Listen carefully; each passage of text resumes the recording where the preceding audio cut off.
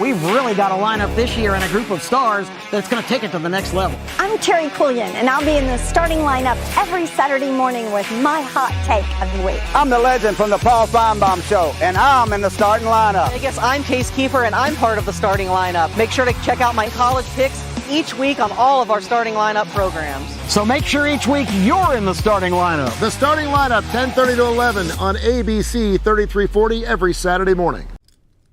Welcome back to another starting lineup right here with Kip Keefer. I'm Tony Kurre. We are 1 week away from the madness of March. It's hard to believe we got one more week in February. This season has flown by, have we not? It's been crazy, hasn't it? And watching SEC basketball has never been like this, Tony, because this league is so loaded. Of course, last Saturday we had the unbelievable, only the sixth time ever that two teams in the same state occupied number one and number two and played each other. The game lived up to its hype, but you got to give Auburn credit for going into Tuscaloosa last week. And every time Bama made a run and made a push, Auburn just made plays and won the game. And you know, I thought it was fabulous, but you know what my favorite thing was at the end? Where Bruce Pro goes, "That's a hell of a team there. We're going to have to play them again in a couple weeks." He says, and then again, and maybe again. And maybe again. Yeah, you talk about the sixth time. Of course, the first five times that number two team ended up winning that basketball game, so that kind of went against the trend a little bit. And a tough week for Alabama, too. Oh, man. And, of course, you put up 98 points up on Wednesday night, and you lose 110 to 98 against Missouri. So, but you see this with some teams. We know that they're going to have that one seed, as well as Auburn and the Florida Gators. We'll talk about some of the SEC teams that get in. So it's pretty much solidified. They'll have a number one seed, depending on how they do, obviously, in their tournament. And so you're going to see some of these slip-ups. But Nate Oates, obviously, they've got to work on some defense a little bit. Yeah. They can't be giving up the triple digits in any game from here on out. And in the Auburn game, I mean, basketball, it's a pretty simple game. You got to put the biscuit in the basket. Yep. You've got to make shots. You can't go 5 for 26 if you're a team like them that bombs away from the outside.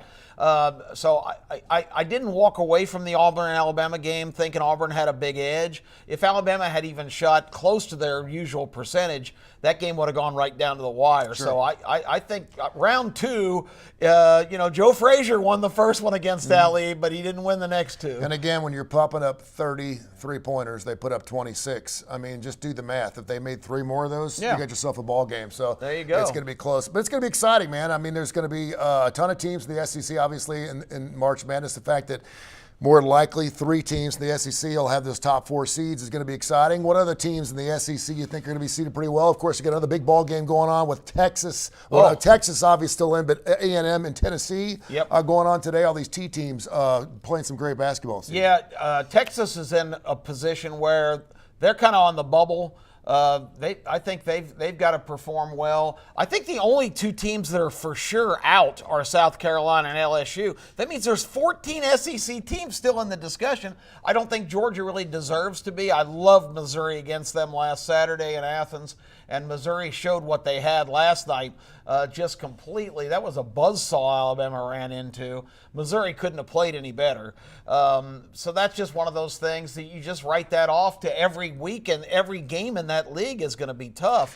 But, the SEC could have a dozen, even 13 teams in the tournament. Nobody's ever seen anything like that. It was before. 14 as of last week, according to Joe Lunardi. It is 13 again. Of course, you talk about Georgia. Right now, they're one of the last 4 in or one of the last 4 out, depending on how you look at it. So 12 or 13, you're sitting there looking at not only having 3 of the top 4 seeds, but, of course, you got A&M and Tennessee right there with the 2 seeds. Kentucky playing Alabama a little bit later on today. Do they have a shot to play up a seed a little bit? I don't know if they can, but right now it looks like everyone's going to have them as a 3 seed. Could they possibly play into a 2? And then, of course, we mentioned Mississippi State. No one's talking about them. They're sitting there meandering around a 7 seed, which is not bad at all for an SEC team as well. Well, Mississippi State's a team that they're doing exactly what you want a team to do. They have improved dramatically throughout the season. They've been competitive all year, but now they're beating with the top.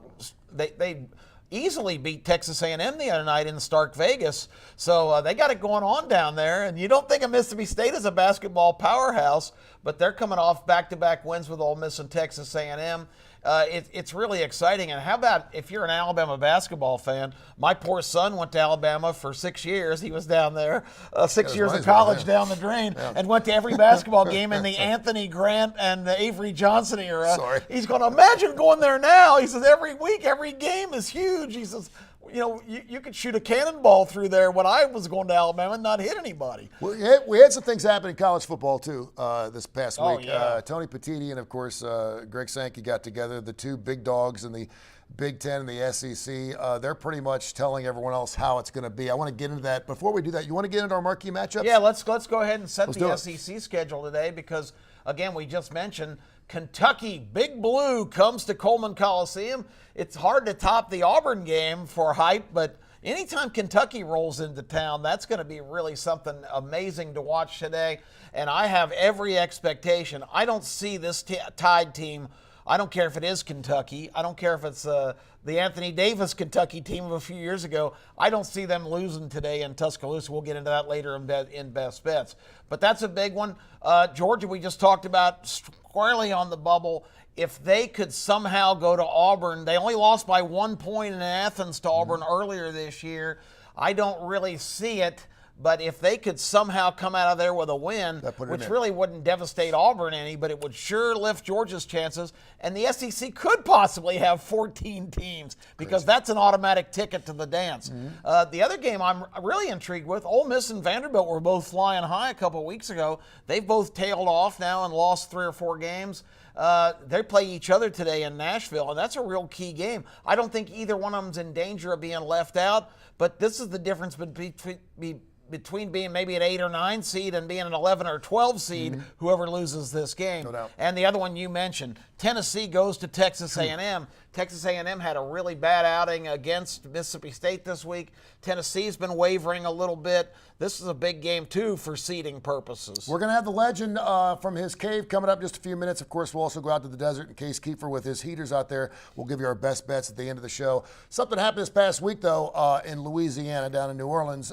Greg Sankey and Tony Petitti, of course, he's the Big Ten commissioner, got together, and they're trying to decide what they want to do with this 12-team playoff, which, by the way, appears to be going one more year, and then it's going to be a 14 or a 16-team playoff. What they're wanting to do right now, and this is what they've discussed, they haven't made any votes on anything, but they want to go ahead and reseed everybody. In other words, use the CFP seeding as opposed to the seeding they had this year. That way you don't have these 4 bye teams. Of course, they all laid an egg and lost that first round. You won't have Boise State with a 1 seed sitting there at home. At 6,000, plus 6,000 in Vegas. That means, Tony, if you would have bet $100, you would have gotten 6,000 back if Boise State won. So if Vegas doesn't give you $6,000 unless they say there is no chance in hell this team's going to win. Chances are it will not expand for this year because I don't think they get the votes done in time. It's got to be unanimous. And that's not going to happen. But we know that the Big Ten and the SEC are running the entire show for everyone else. charge. So if you go 14 teams, this is what it's going to look like. 4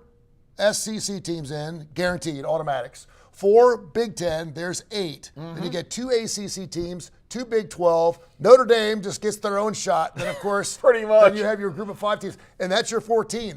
So you basically get the SEC with 8 of the 14 shots. I would think that there's a possibility. And by the way, Notre Dame 6 times since 2012 has not been in the top 14. So just because they've got to see the table doesn't mean they're going to be there, although they obviously played really well last year. If they don't show up, then, of course, you're going to be looking at some at-large bids. And I love at-large bids. I love it in March Madness. So why not go 16 teams, which is what I think they're going to do. The SEC Big Ten will have half those in. What's your thoughts? Well, it was a dark day for everybody who roots for secondary programs or the Mountain West or the Sun Belt or whatever conference that's not the SEC and Big Ten. Greg Sankey and the former commissioner of the Big Ten, Kevin Warren, couldn't stand each other. They couldn't be in the same room together. It was like Republican Democrat. They wouldn't work together. There was no consensus. As soon as Kevin Warren left to become managing director of the Chicago Bears, Tony Petitti and Greg Sankey immediately BFFs forever. Worst thing could ever happen to the rest of the college football world because now they're on the same page and world domination is their goal. I still look for in the very near future these 2 leagues to break away from everybody else and be like the NFL of college football, have a de facto American and national conference like we have in the NFL, and go from there and pretty much do their own thing. And, if you're a college football fan, that might be discouraging because it really kind of cuts the little guys like your friends at UAB right out of the equation. We're down the last 2 weeks of college hoops. I cannot believe it. It's unbelievable. Man, March Madness is gonna going to be insane. March is a week from today, my friend. March 1st. We're going to be all over. We're going to have all kinds of best bets. We'll be going out to the desert, giving Case Keefer's heaters. And, of course, the legend. What do you think about Alabama going 0-2 this week? We'll find out where his head's coming up right here on the starting lineup. Step back into the groove and then into the Birmingham Racecourse Casino. Check this out. It's all happening here. The Birmingham Racecourse Casino is the local place to win. Good times right here. Let the Birmingham Racecourse Casino bring the good times to you. The Birmingham Racecourse Casino, where the good times roll. Where you could be a winner too. Yeah, boy. Oh, welcome to the Legend Cave right there from my main man, Monty Bauer. Make me think back in the day when David Legend and Gary Legend, All-Americans in the front yard. Y'all know what I'm talking about. Heisman back in the day in the front yard during the Thanksgiving celebrations. Oh, let's talk a little football before we get into basketball. The Big Ten and the SEC. Yes, the two big dogs got together this week, and they met down in New Orleans, and now it looks like we're going to have a 14-team playoff. Let me break it down to you. Whatever it takes to get Alabama in, that's what they want to do, and I like it. And we got to go to 26 teams, to 30 teams. I don't care. Just as long as they get in the dance. I like it, SEC. I like it, Big Ten. You ought to tell all those other little conferences to get the hell on. We don't want you anyway. We don't want you around. We don't need you around. The main thing is, let's get Alabama in. Now let's talk about this Alabama team as spring day approaches. It allows spitting. Y'all know when I get spitting, I get that anointing on me. Get that Alabama Crimson Tide anointing on me.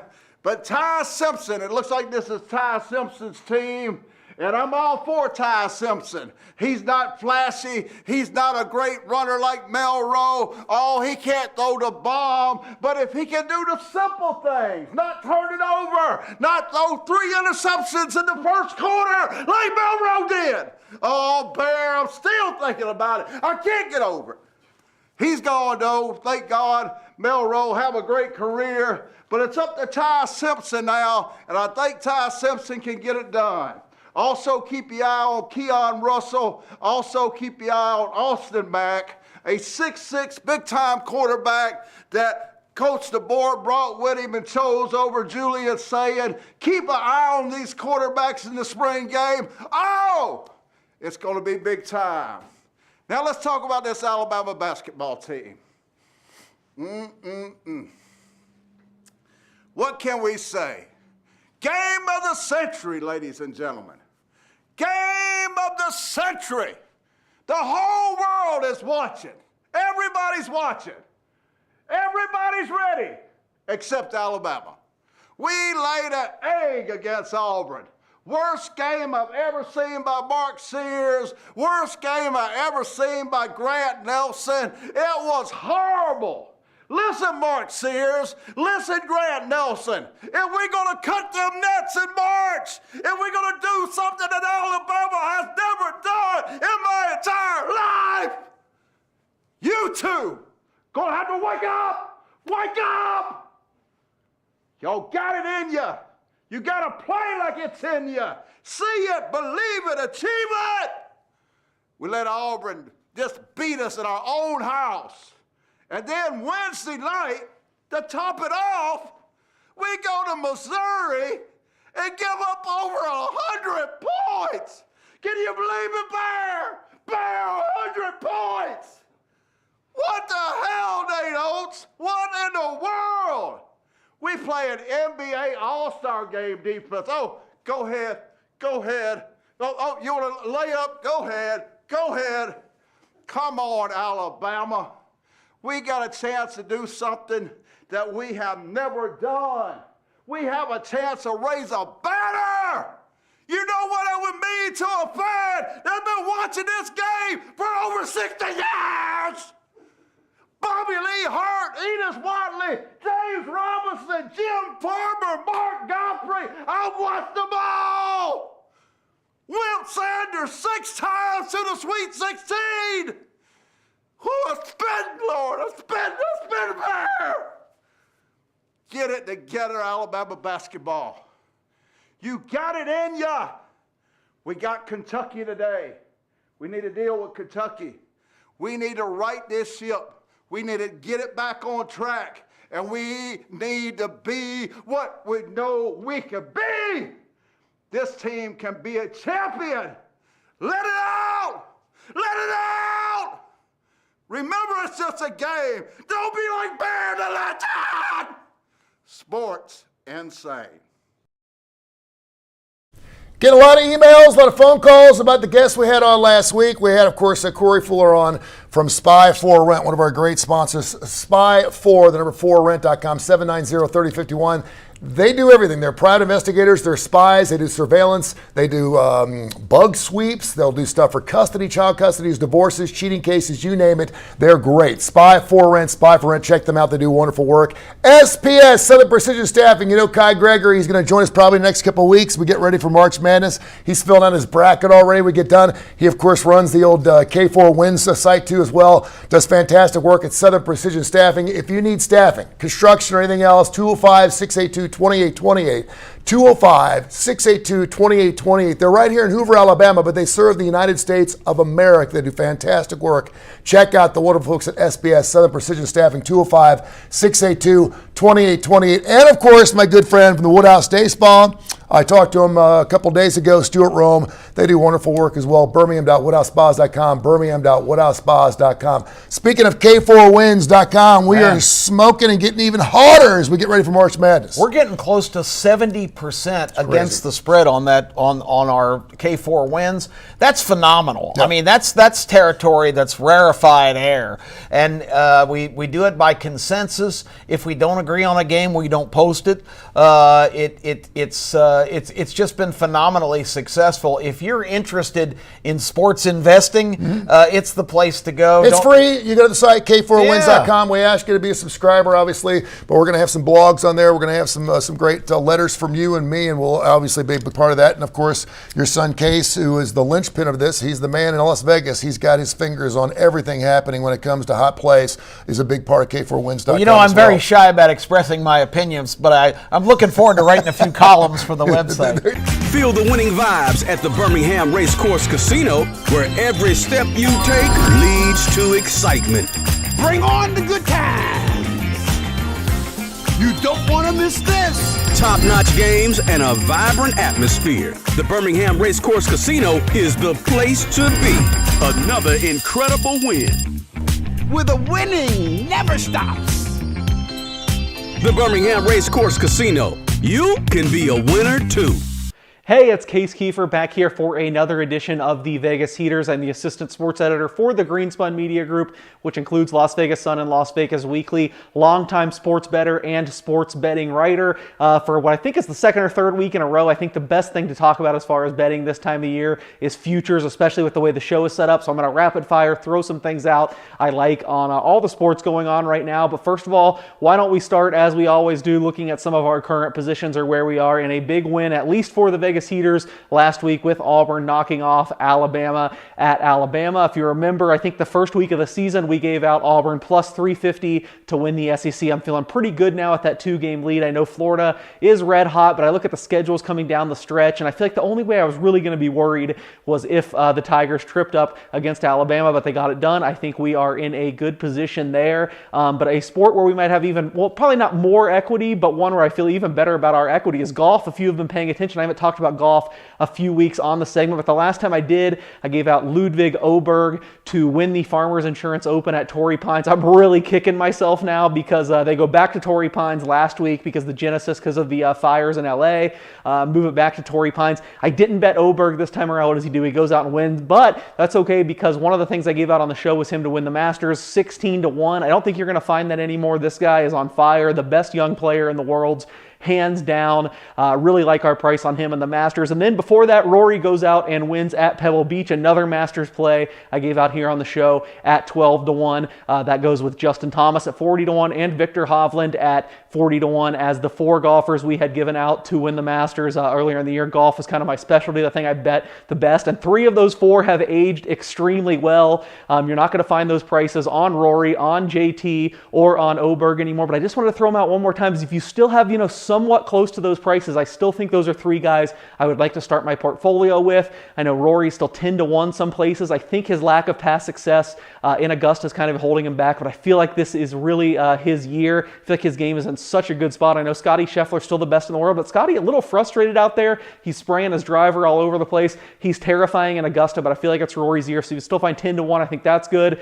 Justin Thomas still hasn't won. I think it's kind of hidden how well he's playing because he has this one blow-up round, but it would have been unimaginable for him to be 30-1 in a major just 2 or 3 years ago. So he's still 30-1 at a lot of places. I still like that if you can find around there. And Oberg, I've still seen like 15-1. We took 16-1, but just a little bit less. Those are 3 guys I'd really like to still be betting. Victor Hovland, he hasn't quite gotten it together, but we've seen him be the best player in the world at different times. When he won the Tour Championship a couple years ago, heck, he almost got it all together and won the U.S. Open last year before Xander Schauffele took it down. We cashed a big one on that too. So I still like those guys, but 3 of them have aged extremely well. Let's start in college basketball. I'm just going to throw off some rapid fire futures I like. There is one team I am really buying on, and it's not a team from the SEC. Actually, I love Houston right now. I think Houston is the main title contender that no one's talking about, and the reasons to me are just ludicrous, and I'm actually thankful for them. This is why I've been able to stay in business, why I've been successful in this. I got to fade some of these narratives that just make no sense. You hear time and time again, well, the Cougars are too much of a defensive team. They've had too many tournament failings. For one thing, their offense might be better than their defense this year.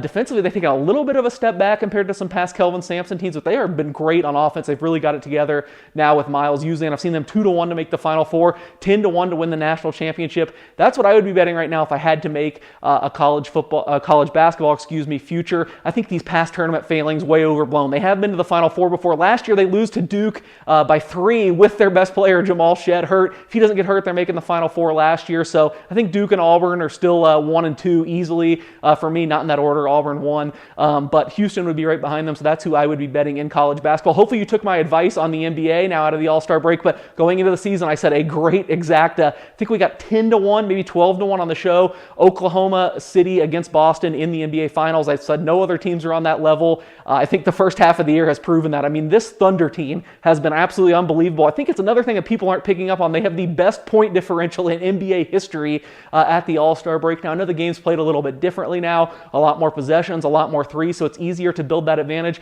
But all this is really reminding me of the Warriors when they burst onto the scene 10 years ago, and people were critical saying, I don't know if they can really do it. They don't have the experience. Again, I always like to fade those narratives. I remember at the time I wasn't betting as much, but I told people the Warriors should be the biggest future bet I ever made. I should put my whole betting bankroll on this because no one is beating this team. I feel similarly about Oklahoma City, at least in the West. I think Boston, maybe even Cleveland could give them a fight in the NBA Finals, but I would be shocked if the Thunders aren't in the final right now. I've seen as high as plus 120 for them to get out of the West. I know a lot of times people, when they're tying up money, wanting to wait on futures, they want a bigger payout, but I'm telling you, I think Oklahoma City plus 120, the best bet you can make right now, and we're trying to get that exact matchup through to hit that one. To be the second year in a row we've hit an exact matchup, because last year in the Stanley Cup final we had Florida Edmonton. That ended up coming through. I believe I said to do Carolina Edmonton too. Carolina ultimately flamed out, but I love Carolina this year.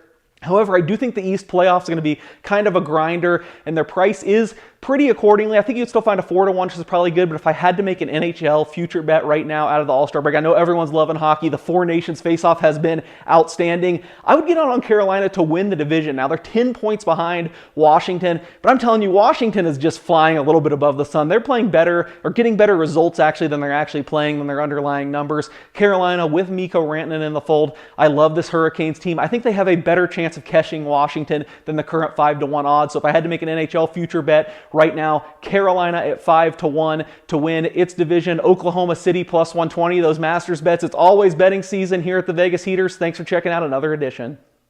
Step back into the groove and then into the Birmingham Racecourse Casino. Check this out. It's all happening here. The Birmingham Racecourse Casino is the local place to win. Good times right here. Let the Birmingham Racecourse Casino bring the good times to you. The Birmingham Racecourse Casino, where the good times roll. Where you could be a winner too. Yeah, boy! Kip, you're looking at your marquee matchups. Of course, Kentucky, Alabama, absolutely huge. Tennessee and A&M, a pair of 2 seeds right now, according to Joe Lunardi, going at it. Georgia, Auburn, of course. You mentioned Ole Miss and Vanderbilt. And a lot of people are asking me, okay, 12 teams, maybe 13, possibly 14. And you're going to have 3 of the top 4 seeds. You're going to have 2 of the top 2 seeds, which is unbelievable.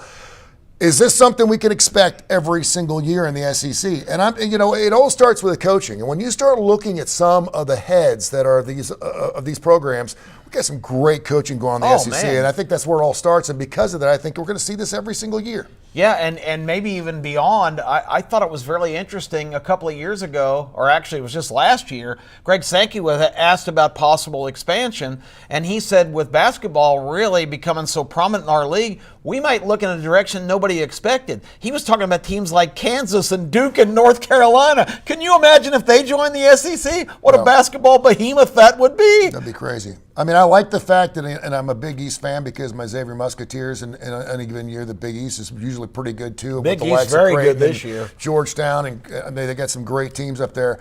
But again, you always have that situation where you got teams beating the bejeebers out of each other towards the end of the season. And are you beating yourself up? I do like the fact that, we got some teams here that obviously are 1 and 2 seeds. That's not going to change despite the fact you may lose a late game just because these teams are so good. And I think this committee looks at that. They're looking at, listen, every single night is a proposed March Madness game. Every single night you're playing a top 10 team. Alabama's schedule the last 3 weeks is crazy. It's and look at the schedules these teams play in the first half of the year. They play all the other best teams in the country.